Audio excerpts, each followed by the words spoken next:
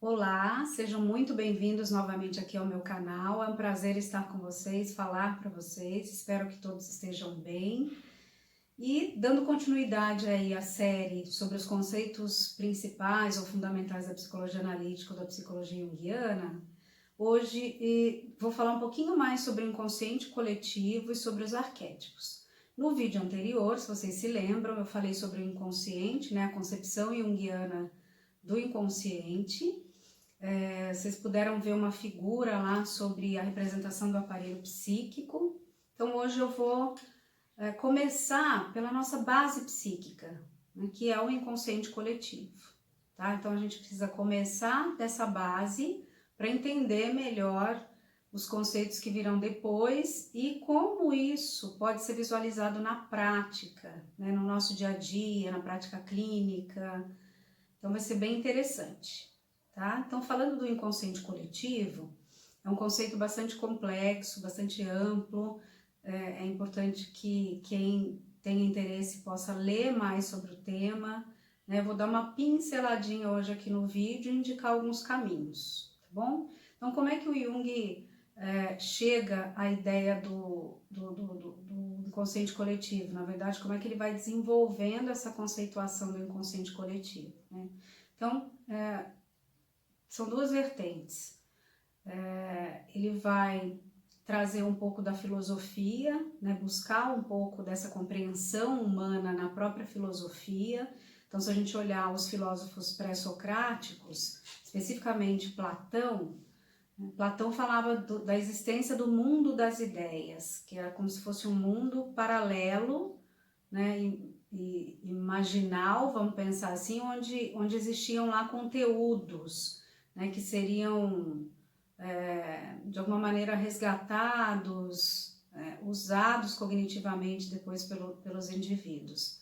Né? Então, esse mundo das ideias aí, vamos guardar um pouquinho essa concepção para a gente fazer uma conexão com o inconsciente coletivo dentro da concepção junguiana.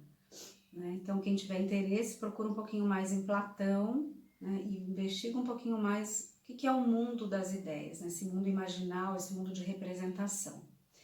Muito bem. Além dos estudos, né, o Jung foi se baseando muito na prática clínica dele. Então, logo que ele se formou em psiquiatria, ele foi convidado para trabalhar num hospital psiquiátrico e ele iniciou nesse hospital, né, acompanhando alguns pacientes e percebendo um pouco a dinâmica desses pacientes. E num determinado momento, isso foi por volta de 1906, mais ou menos, num determinado momento ele se depara com um paciente que está debruçado numa janela, né, tá de frente para uma janela e o chama para ver o falo dentro do sol. Então esse paciente estava encostado na janela e fazia movimentos com o corpo, né, balançava o corpo e dizia pro Jung, olha lá o falo, né, o pênis no meio do sol.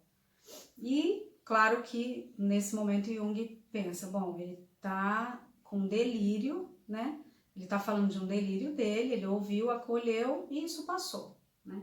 Depois de algum tempo, o Jung vai a um museu e tem contato com um papiro mitraico, né, de origem mitraica, o Mitra, e ele lê exatamente essa descrição que o paciente havia falado, né, havia feito.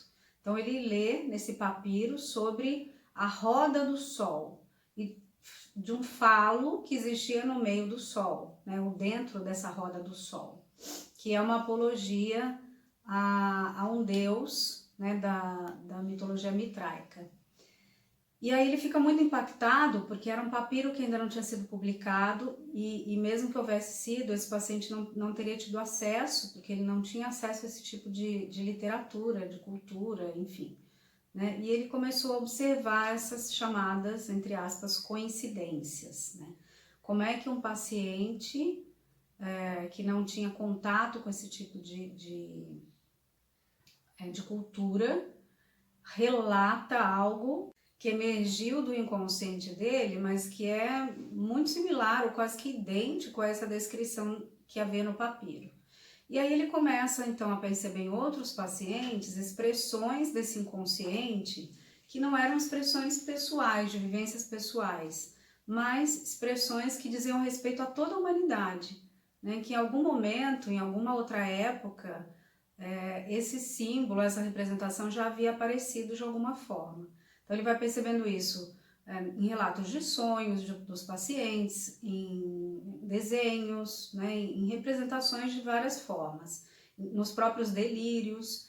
E aí ele começa, né, a estudar um pouco mais das diferentes culturas, ele já fazia isso, e aí ele vai percebendo algumas correlações, algumas coincidências. Em muitas viagens que o Jung fez também através do mundo, ele vai percebendo produções culturais de povos muito diferentes que não tinham comunicação entre si, parecidas, similares, né, que expressavam uma mesma ideia, que expressavam uma mesma vivência, né, melhor dizendo.